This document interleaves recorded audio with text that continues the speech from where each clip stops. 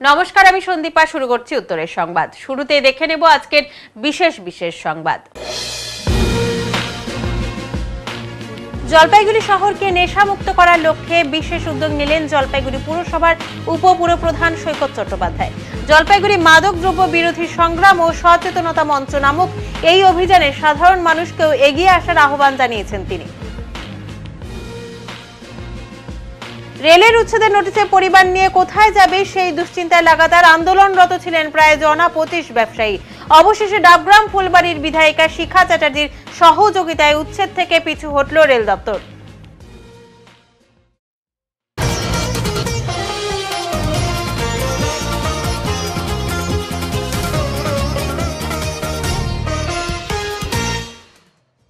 নেশাগ্রস্ত ছেলেদের কারণে ভ্যাটের গাড়িতে দাউ দাউ করে আগুন লাগে। পরবর্তীতে দমকল বাহিনীর তৎপরতায় আগুন নিয়ন্ত্রণে আসে, ফলে স্বস্তির নিঃশ্বাস ফেলে এলাকার বাসিন্দারা।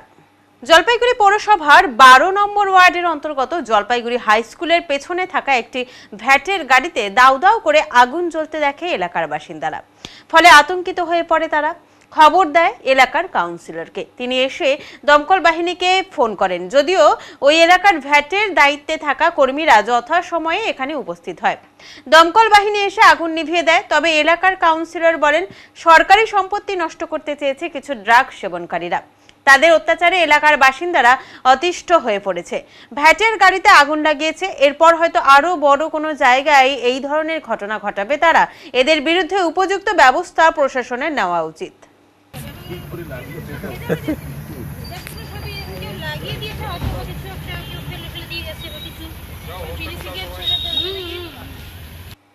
আবারও 1 বছরের অপেক্ষা। সমাপ্তি হলো এবছরের ছট পুজোর। সূর্য দেবতাকে জলে নেমে প্রণাম করে এই পুজোর সমাপ্তি হয়। আজকে ভোরেও বিভিন্ন ঘাটে ঘাটে অসংখ্য মানুষের ভিড় চোখে পড়ে। হিন্দি ভাষী মানুষেরা কয়েকদিন নিয়ম আচার মানার পর আজ ভোরবেলায় সমাপ্তি হয় ছট পুজোর। অত্যন্ত নিয়ম নিষ্ঠা পালন করে থাকেন ছট ভক্তরা। সূর্য দেবতাকে জলে নেমে দীর্ঘ সময় জলে পুজো করে তারপর নমস্কার করে এই পুজোর শেষ যাত্রা হয়। জলপাইগুড়ি শহরের বিভিন্ন ছট ঘাটগুলিতে ভোর থেকেই অসংখ্য মানুষের সমাগম হয়েছিল। সকালে অসংখ্য মানুষ বিভিন্ন ছট ঘাটগুলিতে এসেছিল এবং সূর্যকে নমস্কার করে সকলের বাড়ির উদ্দেশ্যে রওনা দেয় তারা। এই পুজোকে কেন্দ্র করে দুদিন ছট ঘাটগুলোতে অনেক মানুষের সমাগম হয়েছিল। আজ সকালেও বিভিন্ন জায়গা থেকে মানুষ ছট পুজো দেখতে আসে। জলপাইগুড়ি পৌরসভা ও পুলিশ প্রশাসন সবসময়ই সজাগ ছিলেন নিরাপত্তা নিয়ে।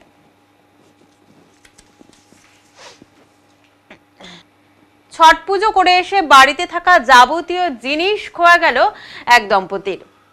নগদ টাকা থেকে সোনার অলংকার সবটাই খোয়া গেল।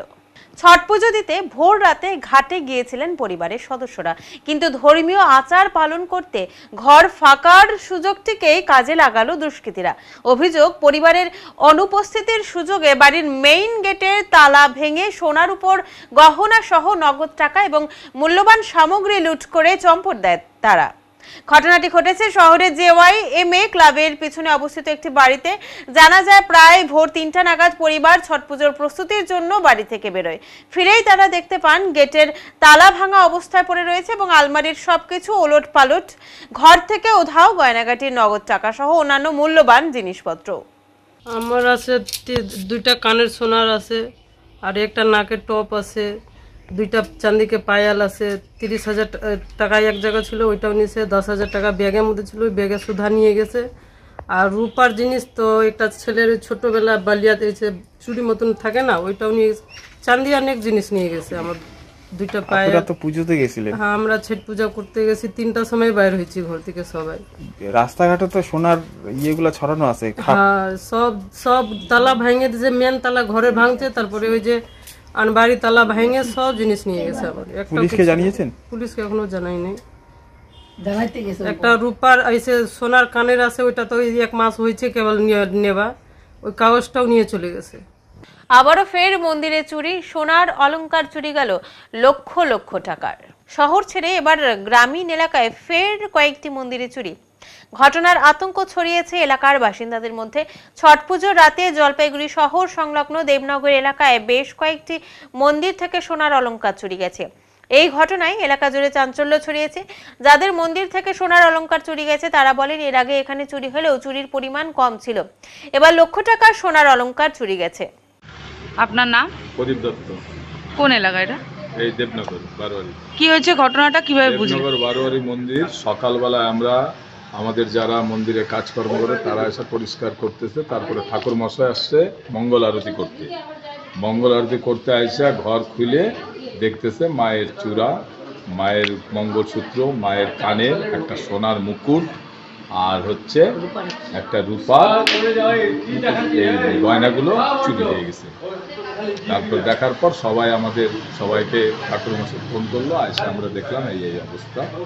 এবং তারপরে আমরা জিডি করার জন্য থানায় ফোন করলাম, থানার থেকে এসে আমাদের দেখে যাওয়ার পর আমরা এখন জিডি করতে যাচ্ছি। এই এলাকায় শুনতে পেলাম আরো একটি বজরঙ্গবলীর মন্দিরে চুরি হয়েছে বা এটা আমাদের স্কুলের সামনে সতীশ লাহিড়ী স্কুলের ওইখানে বজরং মন্দিরে ওই সোনার টিপ, তারপর হচ্ছে এগুলো চুরি হয়েছে, ক্যাশ বাক্স, পয়সা এগুলো চুরি হয়ে গেছে। এই এলাকায় মোটামুটি কতগুলো মন্দির এরকম চুরি হলো? এইখানে আর একটা অপা ঘোষের বাড়িতেও শুনতে পারলাম যে অপা ঘোষের বাড়িতেও হরি মন্দিরেও চুরি হয়েছে। আবার শুনতে পারলাম আমাদের উত্তরপাড়াতেও এক মন্দিরে ওই টিপ ছিল সোনা, সেগুলো চুরি হয়ে গেছে। আবার পাঙ্গার থেকেও এখন খবর আসলো যে কৃষ্ণ ওর বাড়িতেও হরি মন্দির থেকে গয়নাগাটি চুরি হয়ে গেছে। এই ধরনের ঘটনা কি আগে কখনো দেবনগরে আপনারা দেখেছেন বা? না, আমরা দেখি। কি মনে হচ্ছে, মানে এটা কি কোনো রকম ভাবে নেশা বা অন্য কিছু? কি মনে আমরা বলবো, এটা তো আমরা তো এটা কোনোদিন হয় নাই, আমরা বলতে পারছি না। বর্তমানে কি আপনারা থানার দ্বারস্থ হচ্ছেন? হ্যাঁ, থানার দ্বারস্থ হচ্ছে। উচ্ছেদ থেকে পিছু হটল রেল, জানালেন বিধায়িকা শিখা চ্যাটার্জি। ছট পুজোর সকালটা এমনভাবে হবে হয়তো আশাই ছিল না তাদের। দুর্গাপুজোর পর থেকেই পরিবার নিয়ে ধর্নায় ছিল প্রায় 25 ব্যবসায়ী। কারণ একটাই, তাদের কাছে এসে পৌঁছেছে রেল দপ্তরের উচ্ছেদের নোটিশ। আর তাতেই মাথায় হাত ওই ব্যবসায়ীদের। কি করবে, কিভাবে পরিবার নিয়ে সংসার চালাবে তার দুশ্চিন্তায় পড়ে যায় তারা। তারপর থেকে শুরু হয় এডিএমআর অফিসের সামনে ধর্না। অবশেষে ডাবগ্রাম ফুলবাড়ির বিধায়িকা শিখা চ্যাটার্জি আন্দোলনরত ওই ব্যবসায়ীদের পাশে দাঁড়ান। দেওয়া হয় প্রতিশ্রুতিও।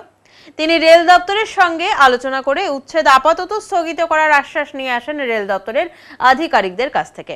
রেলের সেই সিদ্ধান্তের কথা আন্দোলনকারীদের কাছে পৌঁছে দেন বিধায়িকা শিখা চ্যাটার্জি। শুধু তাই নয়, আন্দোলনের জয়ের জন্য তাদের অভিনন্দনও মিষ্টিমুখ করান তিনি।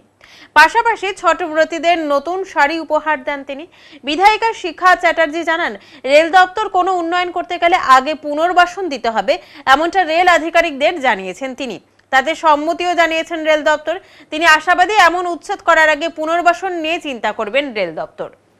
প্রশ্ন এখানটাই, তাহলে এই জায়গাটারও কি উচ্ছেদের নোটিশটা দেওয়ার ক্ষেত্রে কি কোনো বিশেষ পরিকল্পনা কাজ করছে?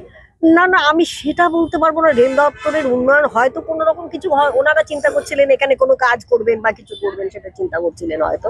তো যাই হোক, আমার একটা কথা যে এই মুহূর্তে এরকম ভাবে ভাঙা যাবে না। এত বছরের এদের মানে বিজনেসের জায়গা, অবশ্যই রেলের প্রচুর জায়গা আছে। দরকার হলে রেল দপ্তর পুনর্বাসনও দেবে, নিশ্চয়ই দেবে, আমি এইটুকু আশা রাখি। না, রেল অবশ্যই আমরা খবর পেয়ে গেছি, আমাদের জানিয়ে দেওয়া হয়েছে যে এটা এখন আর করা হচ্ছে না, ভাঙা হচ্ছে না। আর দেখুন, রেলের সমস্ত জায়গা তো দখল করে বসে আছে। শুধু আপনারা এইটুকু জায়গা দেখছেন, শুধু এই জায়গা নয়, এছাড়া প্রচুর জায়গা আপনাদের যদি দেখিয়ে দিতে পারি, সেখানে অবৈধভাবে বসে রয়েছে প্রচুর। রেল দপ্তর চেষ্টা করেও তাদেরকে উচ্ছেদ করতে পারছে না। সেই অবস্থা, এই কটা মানুষ, গরিব মানুষকে উচ্ছেদ করে তো লাভ হবে না, এদের তো সংসার প্রতিপালন করতে হবে।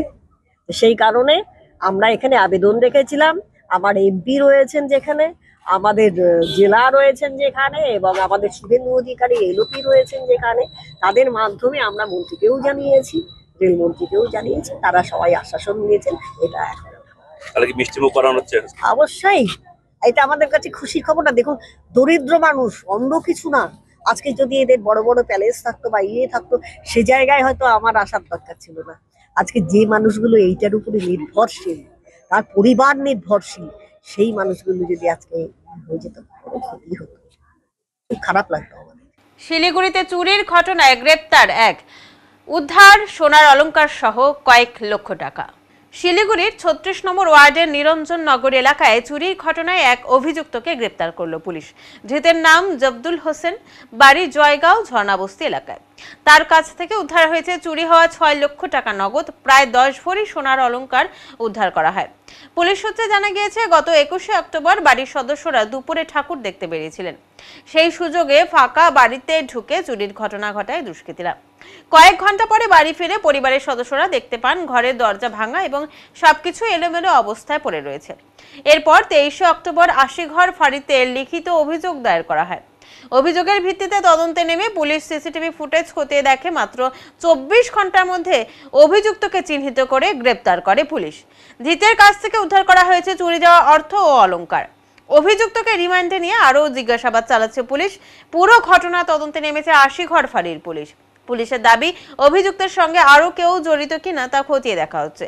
আজ জলপাইগুড়ির আদালতে পাঠানো হবে।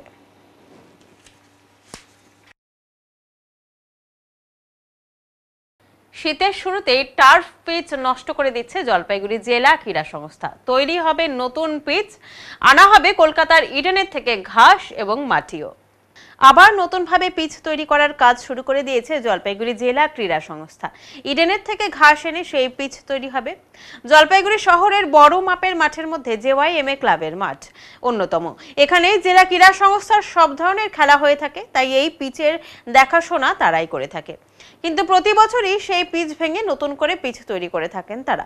এবারও সেই কাজ শুরু করে দিয়েছে, তাই এখন পিচকে কোদাল দিয়ে কেটে ফেলা হচ্ছে। পিচের ভেতরের সব মাটি ও যাবতীয় সরঞ্জাম নষ্ট করে ফেলা হচ্ছে। জেলা ক্রীড়া সংস্থার নিযুক্ত কর্মীরা এই কাজ করে থাকেন, তাই এবারও তারা সেই পিচ ভেঙে নতুনভাবে টার্ফ পিচের কাজ শুরু করে দিয়েছে। আগামীকাল কয়েকদিনের মধ্যেই নতুন পিচের কাজ তারা করবে, এমনটাই জানিয়েছেন। আমার তো অনেক পরিশ্রম করতে লাগে না, কিন্তু আমরা ডিএসএ কাজ করি, আমাদের তো করতেই হবে না। এখন কিসের কাজ করছেন? এখন আমরা মাটি তুলতেছি, আগের মাটিটা তুলে। কয়দিন চলবে এই মাটি তোলার কাজ? মোটামুটি ৪-৫ দিন লাগবে। তারপর আবার নতুন মাটি আসবে, ওই মাটি আমরা ভাঙবো, ই করবো, আবারও গুঁড়া করবো, তারপর দিব। তারপরে কাজ শুরু করবেন? হ্যাঁ, কাজ শুরু করবো। কি বিষয়? হ্যাঁ, আবার নতুন করে তৈরি হচ্ছে এই জন্যে, যেহেতু আমাদের এটা ডিএসের মাঠ নাই বলেই এই কাজটা করতে হচ্ছে। যদি এইটা অ্যাকচুয়াল যদি একেবারে ফিস মাঠ থাকতো, গরু ছাগল বা কোনো ফুটবল খেলাধুলা হতো না, তাহলে মোটামুটি ধরেন যে পিচটা যদি একবার তৈরি করি, মোটামুটি এটা প্রতি বছর একটু জাস্ট রিপেয়ারিং করলে হয়ে যায়। যেহেতু এখানে গরু ছাগল ফুটবল ক্রিকেট দুইটাই খেলা হয়, যার জন্য ফুটবল খেলা হওয়াতে উপরে যে পিচটা আছে সেইটা নষ্ট হয়ে যায়, অন্য মাটির সঙ্গে মিশানো হয়ে যায়। কি পিচ আর কিভাবে তৈরি হবে আবার? কিন্তু পিচটা আবার নতুন করে তৈরি করা হচ্ছে এই জন্যেই যে পিচটা আমরা আগে যেরকম ছিল তার থেকে এই বছর আমরা নতুন করে আবার তৈরি করব, যে খুব একটু ভালো করার জন্য। নিচে যে সলিং আছে মাটিটা সলিংটা সরাই দিয়ে একটু আমরা ডিপ দিয়ে বাইরের থেকে ভালো মাটি নিয়ে আসে আমরা চেষ্টা করব। কি পিচ তৈরি হচ্ছে? পিচ এইটা আমরা এই যে লিগ খেলা হবে আমাদের সমস্ত জলপাইগুড়ি যত খেলা আছে, ট্রাপ পিচ বানাবো। কি লাগবে আবার নতুন করে তৈরি? ট্রাপ পিচ বানাইতে গেলে এখানে ভালো মাটির দরকার। আমাদের এইখানে তো মাটি এই মাটি হয় না, আমাদের বাইরের থেকে মাটি নিয়ে আসতে হয়। সেই মাটি দিয়ে আমরা পিচ তৈরি করি। আবার ঘাসটা যে নিয়ে আসি সেটাও বাইরের থেকে নিয়ে আসি, সেটা এদিককার কাজ না। সেটা ঘাসটা হচ্ছে কলকাতা থেকে নিয়ে আসি, ইডেন থেকে ওরাই পাঠিয়ে দেয়, ওখান থেকে নিয়ে আসে আমরা ঘাসটা এখানে লাগাই। এখন কাজ শুরু হলো? এখন কাজ শুরু হলো পিচের কাজ। আমরা এখন পিচের কাজ শুরু করছি। মাটিটা কেটে যেই পরিমাণ আমাদের কাজ করতে লাগে বা ডিপ দিতে লাগে সেই পর্যন্ত আমরা কাজ এখন শুরু করছি। আমাদের মিনিমাম ধরেন এইখানে ঘাস উঠায় 1 মাস সময় লাগবে, আর পিচ সহকারে যদি টোটালটা ধরেন 2 মাসের মধ্যে আমরা কমপ্লিট করে ফেলবো। কি নাম আপনার? আমার নাম হরিপদ রায়। আমার নাম।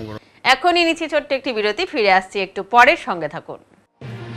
সব সময় সব দিকের সব খবর পেতে সাবস্ক্রাইব করুন, বেল আইকনটি প্রেস করে আপডেট থাকুন।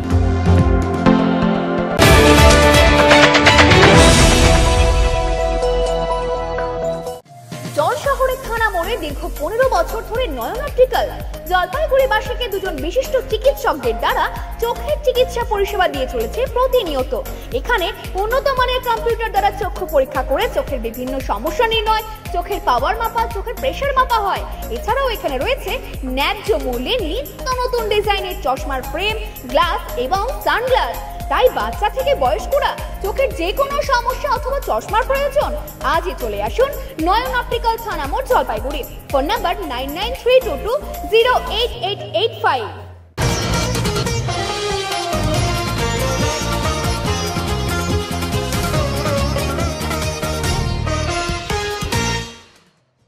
দুধিয়ায় বিকল্প হিউম পাইপ সেতু উদ্বোধন, শুরু স্বাভাবিক যান চলাচল, ফের যুক্ত হলো পাহাড় এবং সমতল।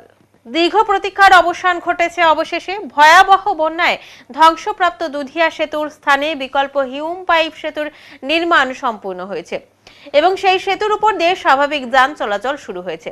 এর ফলে ফের সচল হয়েছে শিলিগুড়ি ও মিরিকের মধ্যে গুরুত্বপূর্ণ যোগাযোগ ব্যবস্থা।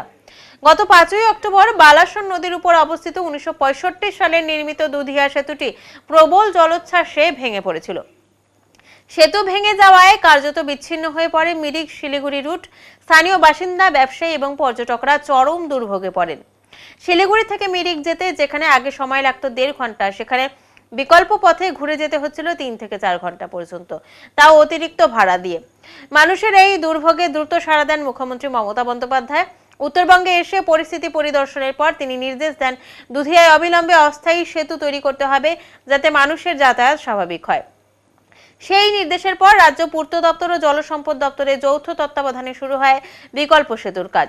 মাত্র 16 দিনের মধ্যে সম্পূর্ণ হয়েছে 468 মিটার দীর্ঘ এই হিউম পাইপ সেতু।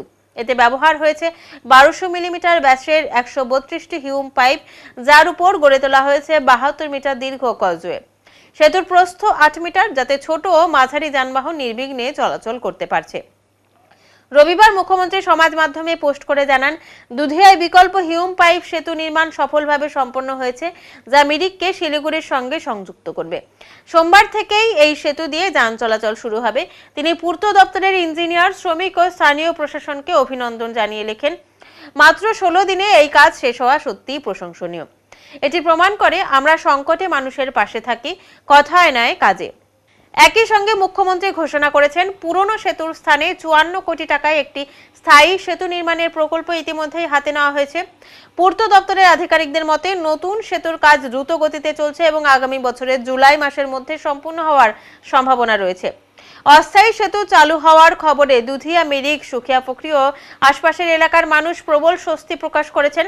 স্থানীয় দোকানদার দীপঙ্কর রায় বলেন, সেতু ভেঙে যাওয়ার পর আমাদের ব্যবসা প্রায় বন্ধ হয়ে গিয়েছিল। আজ নতুন সেতু চালু হওয়ায় মনে হচ্ছে ফের জীবন ফিরে এসেছে। পর্যটন ব্যবসায়ীরাও আশাবাদী, দুধিয়া সেতু দিয়ে যান চলাচল শুরু হওয়ায় পর্যটনের গতি ফের চাঙ্গা হবে।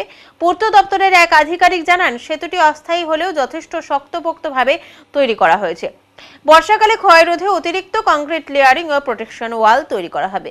বালাসনের তীরে দাঁড়িয়ে আজ ফের জেগে উঠেছে মানুষের আশা। দুধিয়ার এই নতুন সেতুই আজ পাহাড় ও সমতলের জীবনের সেতু বন্ধন। हामी बस्तीबाट हजुर अब ट्राफिक हिजो खोल्यो भन्दा सुन्नुभयो हजुर सुनेर चाहिँ हामी आएको नि त अब किनभने हजुर हामी अब दिल्ली जाँदा सिधै टाढो यत्रो रोड खोलेपछि त दिनुपर्छ नि त गाडी छिर्नु पनि हैन हामीलाई प्रब्लम चाहिँ भइरहेको छ पुरा पुरा अब हिँड्ने त्यत्रो भारी बोकेर यसरी हिँडेर जानुपर्छ त्यहाँसम्म नि त ल भन्नु त लागिरहेको छ आज के भन्नु सर अब ठिकै छ हैन पेसेन्जरलाई पनि दुःख भइरहेको थियो हामीलाई पनि दुःख भइरहेको थियो अब खोलियो राम्रो भयो त्यति हो अब हिजोसम्म चाहिँ ट्रान्सिटमै हुनुहुन्छ तपाईहरु हजुर हिजोसम्म ट्रान्सिटमै थियो अझै पेसेन्जरहरु पनि हुनुहुन्छ के भन्नु चाहनुहुन्छ हामी एकदम खुसी नै छौं अब आजदेखि खोलेर धेरै खुसी छौं एक दुई दिनदेखि नै पर्खिरहेको थियौं हामीले দার্জিলিং মোড়ে ভয়াবহ অগ্নিকাণ্ডে পুড়ে ছাই 4টি আসবাবপত্রের দোকান। ঘটনাস্থল পরিদর্শনে গৌতম দেব। গত রবিবার গভীর রাতে দার্জিলিং মোড় সংলগ্ন এলাকায় ভয়াবহ অগ্নিকাণ্ডে 4টি আসবাবপত্রের দোকান সম্পূর্ণভাবে পুড়ে ছাই হয়ে যায়। ঘটনাস্থলে মুহূর্তের মধ্যে আগুন ছড়িয়ে পড়ে, যার ফলে এলাকায় চরম আতঙ্কের সৃষ্টি হয়। অগ্নিকাণ্ডের খবর পেয়ে দ্রুত ঘটনাস্থলে পৌঁছে যায় দমকল বাহিনী। প্রায় 5টি ইঞ্জিনের তৎপরতায় দীর্ঘ চেষ্টার পর আগুন নিয়ন্ত্রণে আনা সম্ভব হয়। তবে ততক্ষণে দোকানগুলির সমস্ত আসবাবপত্র ভস্মীভূত হয়ে যায়। প্রাথমিকভাবে অনুমান করা হচ্ছে বৈদ্যুতিক শর্ট সার্কিট থেকেই আগুনের সূত্রপাত ঘটে থাকতে পারে। আজ মঙ্গলবার সকালে ঘটনাস্থল পরিদর্শনে আসেন শিলিগুড়ি পুর নিগমের মেয়র গৌতম দেব। তার সঙ্গে উপস্থিত ছিলেন 1 নম্বর বোরোর চেয়ারম্যান, 1 নম্বর ওয়ার্ডের কাউন্সিলর, পুর বাস্তুকার বৃন্দ ও অন্যান্য আধিকারিকরা। মেয়র ক্ষতিগ্রস্ত ব্যবসায়ীদের সঙ্গে কথা বলেন এবং তাদের সমস্যার কথা মনোযোগ দিয়ে শোনেন। মেয়র গৌতম দেব বলেন, এই কঠিন সময়ে শিলিগুড়ি পুর নিগম ক্ষতিগ্রস্ত ব্যবসায়ী পরিবারের পাশে রয়েছে। প্রয়োজনীয় সহায়তা ও পুনর্বাসনের বিষয়ে পুর নিগম সমস্ত রকম সাহায্য করবে। স্থানীয় ব্যবসায়ী মহলে এই অগ্নিকাণ্ডে ব্যাপক ক্ষয়ক্ষতির কারণে গভীর উদ্বেগের সৃষ্টি হয়েছে। পুর নিগমের আশ্বাসে ক্ষতিগ্রস্ত পরিবারগুলির কিছুটা আশার আলো দেখা দিয়েছে। অধিকাংশ যে ফার্নিচারের দোকানগুলো রয়েছে শহর এবং শহর কোথায় অগ্নি নির্বাপনের মনে হয় ব্যবস্থা সেরকম নেই। আমি সেটা ফায়ার অডিট করাচ্ছি, ফায়ার অডিট করে চেষ্টা করবো। এরা তো খুব বড় পুঁজি ব্যবসায়ী নয়, কিন্তু দুটো তিনটে দোকান করে যদি একটা ফায়ার অ্যারেঞ্জমেন্ট থাকে তাহলে হয়তো ইনিশিয়াল কিছু হলে সেখানে ওরা মোকাবিলা করতে পারে। সেটা আমি নিশ্চিতভাবে সেটা দেখবো। তার জন্য যদি আমাদের কিছু করণীয় থাকে, কোনো জায়গার থেকে সাপোর্ট লাগে, কিছু লাগে, সেটা আমরা বসে একটা কত দোকান কিভাবে করা যায়। দোকান এক একটা দোকানে, অনেক দোকানে ভালো অবস্থা, কিন্তু তারাও হয়তো ফায়ারে করেনি। ফায়ার অডিটটা জরুরি আছে, আমরা ফায়ার অডিটটা খুব ভালোভাবে করা হবে। আর দাদা ফার্নিচার হাব করা শিলিগুড়িতে একটা, ওখানে মমতা বন্দ্যোপাধ্যায়কে দিয়ে শিব মন্দির একটা দিয়েছিলাম, কিন্তু গভর্নমেন্টের একটা পলিসিতে সেটা এখনো হয়নি। একটা ফার্নিচার হাব করা উচিত। মানুষের আশীর্বাদ থাকলে আগামী দিনে ডেফিনেটলি ফার্নিচার হাব হবে।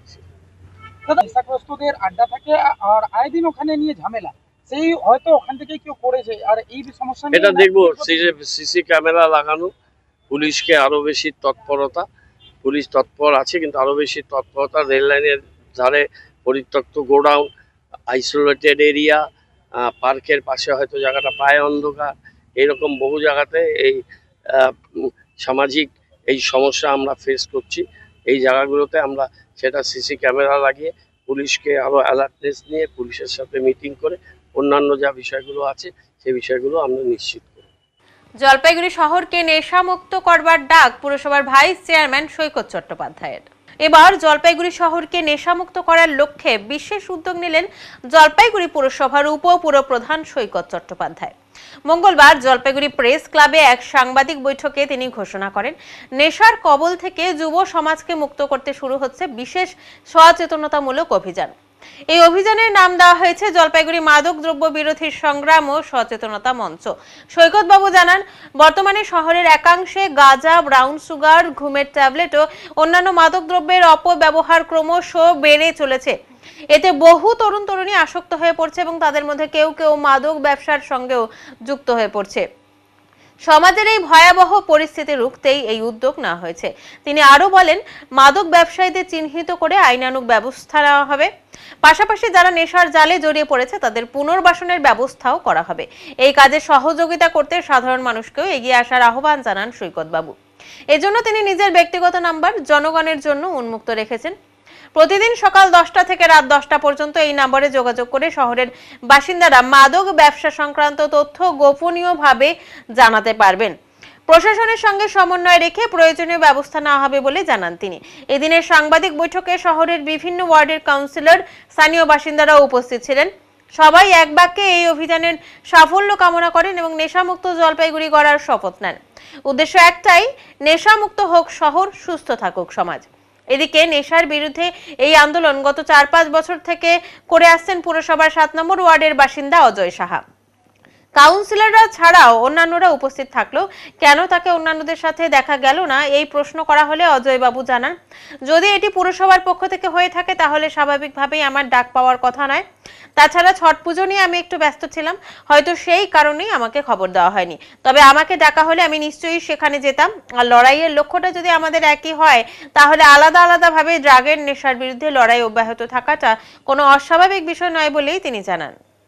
বাংলার মাননীয় মুখ্যমন্ত্রী অত্যন্ত সচেতন, পুলিশ অত্যন্ত সক্রিয়, কিন্তু একটা কথা মাথায় রাখতে হবে, আপনাকে নেপাল, ভুটান এবং বাংলাদেশ বর্ডার থেকে বহু পত্রিকাতেও বেরিয়েছিল, আপনারাও জানেন, আপনাদের যে বেশ কিছু বড় বড় ড্রাগ প্যাডলাররা তারা কিন্তু ব্রাউন সুগার, ফেন্সিডিল মানে কোডেক্স যেটাকে বলে, সঙ্গে গাঁজা, ইয়াবা ট্যাবলেট, এরকম অনেক কিছু যেগুলো আছে, যেগুলো হচ্ছে নার্কোটিক্স ড্রাগসের আন্ডারে পড়ে, সেগুলোকে সাপ্লাই করছে এবং হিউজ পরিমাণে। এবং সেটাকে কি করছে, সেটা ছোটো ছোটো বাচ্চাদের হাতে তুলে দেওয়া হচ্ছে, ইয়াং ছেলেদের হাতে, তাদেরকে স্মল কোয়ান্টিটিতে তুলে দিয়ে তাদেরকে নেশাগ্রস্ত করা হচ্ছে এবং তারপর তারাও খাচ্ছে এবং 3টা বেচলে 1টা ফ্রি তাদের জন্য।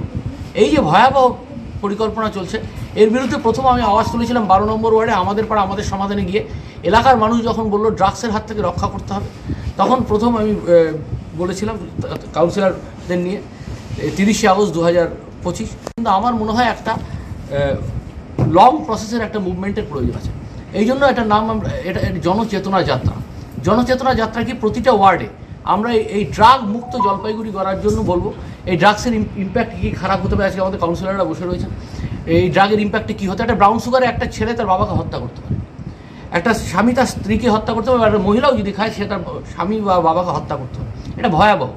এছাড়া ইয়াবা ট্যাবলেট এগুলো খুব ভয়াবহ। এবং এছাড়া আপনি যদি দেখেন ঘুমের ওষুধ প্রেসক্রিপশন ছাড়া বিক্রি করা যাবে না। এই জায়গাটাও একটা দুর্বার আন্দোলন গড়ে তুলতে হবে, ড্রাগ কন্ট্রোলের কাছে যেতে হবে। বাংলার মাননীয় মুখ্যমন্ত্রী মমতা বন্দ্যোপাধ্যায় একটা উজ্জীবিত বাংলা কথা বলছেন। সেখানে এই যে বিভিন্ন বর্ডার থেকে এই যে ড্রাগ প্যাডলাররা ঢুকে যাচ্ছে এবং তারা শুধু জলপাইগুড়িতে না, জলপাইগুড়ি বলুন, শিলিগুড়ি বলুন, বাংলাদেশ বর্ডার, আবার বলছি নেপাল বর্ডার এবং ভুটান বর্ডার। এবং পুলিশ কিন্তু সক্রিয়, কিন্তু প্রতিটা বাড়ির সামনে তো পুলিশ দেওয়া যায় না। জলপাইগুড়ির 12 নম্বর ওয়ার্ডের একটা অংশ প্রচণ্ডভাবে এই ড্রাগসের দ্বারা আক্রান্ত, 7 নম্বর ওয়ার্ডে একটা অংশ, 11 নম্বর ওয়ার্ডে একটা অংশ, এবং শহরের বিভিন্ন জায়গায় বড় বড় বাড়িতে ড্রাগস রেখে বিক্রি করা হচ্ছে। আমরা স্টকিস্টদের চিহ্নিত করতে চাই। যারা স্টকিস্ট তাদেরকে চিহ্নিত করতে হবে, তাদের গ্রেপ্তার করতে হবে। আর যারা খাচ্ছে স্মল কোয়ান্টিটিতে তাদেরকে কী করতে হবে, তাদেরকে কাউন্সিলিং করতে হবে এবং তার সাথে যার প্রয়োজন তাকে রিহ্যাব পাঠাতে হবে। তাই আমরা 4টা ফেজ, একটা সচেতনতা, দ্বিতীয় স্টকিস্টকে চিহ্নিতকরণ করা, এবং আপনাদের সাধারণ মানুষের জন্য একটা ফোন নাম্বার আমি দিচ্ছি, একদম ডেডিকেটেড ফোন নাম্বার 83-898-45286, 83-898-45286। এইরকম লিফলেট 50,000 ছাপানো হয়েছে, এটা বিতরণ করা হবে। এবং তারপরে যারাই কোনো দেখবেন যে কেউ ড্রাগ বিক্রি করছে, এই নাম্বারে জানাবেন, তার নাম, হোয়াটসঅ্যাপ নেই কিন্তু এই ছোটো ফোনে, তার নাম একদম গোপন রাখা হবে। তাদেরকে মাথায় রাখতে হবে যে এই যে ড্রাগসের ক্ষেত্রে কাউন্সিলিং করাবো, যাদের আমাদের বলবেন ফ্রিতে কাউন্সিলিং করাবো, এবং যাদের সম্ভব যতটা করা যায় কম পয়সায় আমরা তাদেরকে রিহ্যাব করার ব্যবস্থা করবো। যার মানে 4টা ফেজে করছি কিন্তু, একদিকে যেমন সচেতনতার প্রচার, একদিকে তেমন আপনার কি বলে কাউন্সিলিং করানো, 3 নম্বর হচ্ছে স্টকিস্টকে চিহ্নিতকরণ করানো ড্রাগসের, আর চতুর্থ হচ্ছে যাদের প্রয়োজন সরকারের সাথে কথা বলবে, বেসরকারির সাথে কথা বলে কম পয়সা তাদেরকে, যার জন্য আমাদের তরফ থেকে কোনো পয়সা না হবে, যারা রিহ্যাব চালান আর কি সেন্টার, তারা যাতে রিহ্যাবে এবং কাউন্সিলিং আমরা ফ্রি কাউন্সিলারদের নিয়েছে। এই আন্দোলন আগামী 2 বছর চলবে, কারণ একদিনে এই শেষ হবে না। এই সামাজিক আন্দোলন 2 বছর চলবে, এবং তার মধ্যে শুধু জলপাইগুড়ি শহর না, ধীরে ধীরে আমরা জেলাতেও এই আন্দোলনকে, এই যে অ্যান্টি নার্কোটিক ড্রাগস, এই যে অ্যান্টি নার্কোটিক ড্রাগস যে এই যে ক্যাম্পেইন প্ল্যাটফর্ম বা মাদকদ্রব্যের বিরুদ্ধে যে সংগ্রাম এবং সচেতনতার যে অভিযান, এই অভিযান আজকে থেকে শুরু হলো। আগামীকাল সন্ধ্যাবেলায় আমরা প্রথম পদক্ষেপ হিসেবে 6 নম্বর ওয়ার্ডে চাকরির সামনে বিরাট একটা ভিড় হয়, সেখানে আমরা সন্ধ্যাবেলায় যাব, গিয়ে কাউন্সিলরদের অনুরোধ করবো, এবং আমার সমস্ত তৃণমূলের সাথীরা যারা এসেছেন বা অন্যান্য ক্লাবের থেকেও যারা এসেছেন তাদেরকে অনুরোধ করবো। এটা কিন্তু সম্পূর্ণ অরাজনৈতিক প্রোগ্রাম, এবং যাব এবং গিয়ে সেখানে এই লিফলেট বিলি করবো। তারপরে দেখুন যাবো 12 নম্বর ওয়ার্ড, তারপরে যাবো 11 নম্বর ওয়ার্ড, ধাপে ধাপে প্রত্যেক দিন আন্দোলনটাকে আস্তে আস্তে নিয়ে প্রথমে সচেতনতাটা আমরা কিন্তু 30শে ডিসেম্বরের মধ্যে কমপ্লিট করি, 31শে ডিসেম্বরের মধ্যে। দেখুন, আমি এই লড়াইয়ে, এই যে ড্রাগের বিরুদ্ধে লড়াই, সেটা আমার আজকের না, সেটা বিগত 4-5 বছর ধরে। তার কারণ আমাদের যে মাননীয় এসপি সাহেব আছেন, প্রথম আমি তাকে ডেপুটেশন দেওয়ার পরে, গণ ডেপুটেশন দেওয়ার পরেই জলপাইগুড়ির একজন নামকরা ড্রাগ ব্যবসায়ী 2-3 বছর আগে গ্রেফতার হয়েছিল, এবং তারপর থেকে এই লড়াই আরো তীব্রতর হয়। আজকে যে আমি শুনতে পারলাম আপনাদের মাধ্যমেই যে আজকে একটা নতুন কমিটি আত্মপ্রকাশ করেছে, আমি অবশ্যই আশাবাদী। তার কারণ আমাদের প্রত্যেকের লড়াই একটাই, যে জলপাইগুড়িকে ড্রাগ মুক্ত করা। সেই লড়াইয়ে যদি আজকে বিভিন্ন স্তরের মানুষ বা পৌরসভা বা পৌরসভার উপপৌরপিতা নেতৃত্ব দিয়ে যদি এই লড়াইয়ে সামিল হন এবং জলপাইগুড়িকে ড্রাগ মুক্ত করতে এগিয়ে আসেন, সেটা জলপাইগুড়ি শহরবাসীর জন্য অবশ্যই ভালো একটা দিক। এবং আমি মনে করি যে এরকম প্রত্যেকেই যদি এগিয়ে আসে জলপাইগুড়ি শহর জুড়ে, শুধু জলপাইগুড়ি শহর কেন, আমরা একটা বিগত 10-15 দিন আগে রাজবাড়ি পার্কে আপনারা জানবেন যে আমাদের একটা জলপাইগুড়িতে ড্রাগ ফ্রি জলপাইগুড়ি একটা কমিটি গঠন হয়েছে, যেই কমিটিতে বিভিন্ন স্তরের মানুষ যেরকম আছে, সমাজসেবী থেকে আরম্ভ করে বিভিন্ন রাজনৈতিক দলের মানুষ আছেন, এবং এই রাজনৈতিক দলের মানুষ ছাড়াও বিভিন্ন সমাজকর্মীকে নিয়ে আমাদের একটা কমিটি গঠন হয়েছে।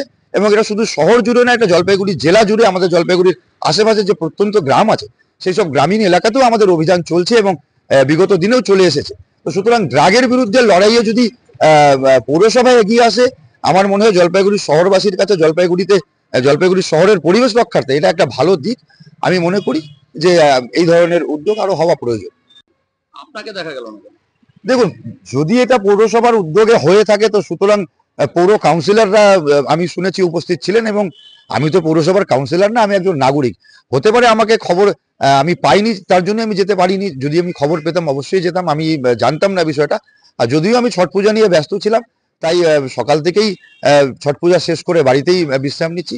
হতে পারে আমার কাছে খবর ছিল না, এবং আমাকে যদি ডাকা হতো আমি অবশ্যই যেতাম। এখনই নিচ্ছি ছোট্ট একটি বিরতি, ফিরে আসছি একটু পরে, সঙ্গে থাকুন। সব সময় সব দিকের সব খবর পেতে সাবস্ক্রাইব করুন, বেল আইকনটি প্রেস করে আপডেট থাকুন।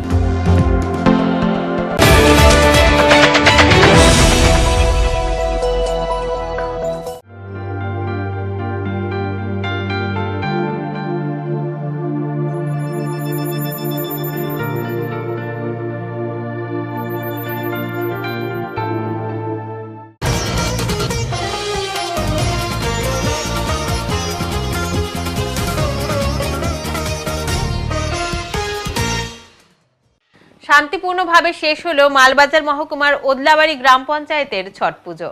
কার্তিক মাসের শুক্লপক্ষের ষষ্ঠী তিথিতে মহা ধুমধামে পালিত হলো ছট পুজো।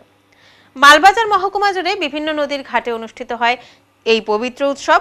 এর মধ্যে ওদলাবাড়ি গ্রাম পঞ্চায়েতের মধ্যে উল্লেখযোগ্য ছট পুজোর ঘাট ছিল চেল, ঘিস এবং আন্ধাঝোড়ার ঘাট।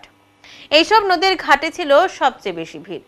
সোমবার বিকেল থেকেই ভক্তদের পাশাপাশি দর্শনার্থীদের উপচে পড়া ভিড় দেখা যায় বিভিন্ন ঘাটে। ঘাটগুলিতে নিরাপত্তা নিশ্চিত করতে মোতায়েন ছিল পর্যাপ্ত পুলিশ বাহিনী। পাহাড়ি জলের প্রবল স্রোত মাথায় রেখে প্রতিটি নদীতে উপস্থিত ছিলেন সিভিল ডিফেন্সের কর্মীরা। পাশাপাশি হাতির আনাগোনা রুখতে বন দপ্তরের কর্মীরাও টহলদারি চালান। সোমবার বিকেলে ভক্তরা অস্তগামী সূর্যকে অর্ঘ্য নিবেদন করেন, আর মঙ্গলবার ভোরে অনুষ্ঠিত হয় উদীয়মান সূর্য দেবতার পুজো। মঙ্গলবার ভোর রাত থেকে ভক্ত এবং দর্শনার্থীদের ভিড় বাড়তে থাকে বিভিন্ন নদী ঘাটে। ঘাটে ছিল আলোকসজ্জা, মাইকের মাধ্যমে ঘোষণার ব্যবস্থা এবং ভক্তদের জন্য পর্যাপ্ত পানীয় জলের আয়োজন। ভিড় সামলাতে ছট পুজো কমিটিগুলির পক্ষ থেকেও নেওয়া হয় বাড়তি সতর্কতামূলক ব্যবস্থা। উৎসবের উচ্ছ্বাসে ভরপুর ওদলাবাড়ি ঘাটগুলি মঙ্গলবার সকাল পর্যন্ত মুখরিত ছিল ভক্তদের ভজন ও আরতির সুরে। সবাইকে জানাই ছট পূজার অনেক অনেক শুভেচ্ছা।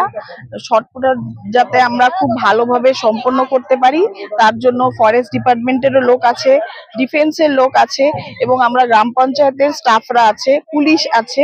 সব দিক দিয়ে আমরা সুরক্ষা দেবার সতর্কতা যাতে আমরা রাখতে পারি ব্যবস্থা করা আছে। কোন কোন নদীঘাট এবার হচ্ছে চেল, ঘিস, এবার আন্ধাঝোড়া এবং চাকা মিস্ত্রিতে যদিও না করা হয়েছিল, কিন্তু ওখানকার গ্রামবাসীরা সেটা মানেনি, ওখানে ওরা নিজেরাই করছে। এখন অব্দি তো সব ভালো মতো ঠিকঠাকই আছে। আমি সমস্ত চাকা মিস্ত্রি বাদে আমি 3টে ঘাটেই দেখাশোনা একটু করে আসলাম, সব দিকেই ঠিক আছে। এখন আবহাওয়া সংবাদ।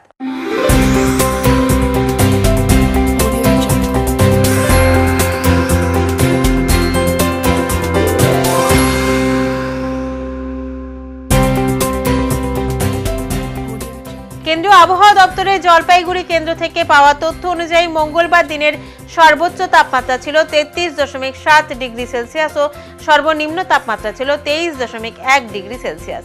গত 24 ঘন্টায় কোনো বৃষ্টিপাত হয়নি। শেষ করবার আগে আজকের বিশেষ বিশেষ সংবাদ আরো একবার।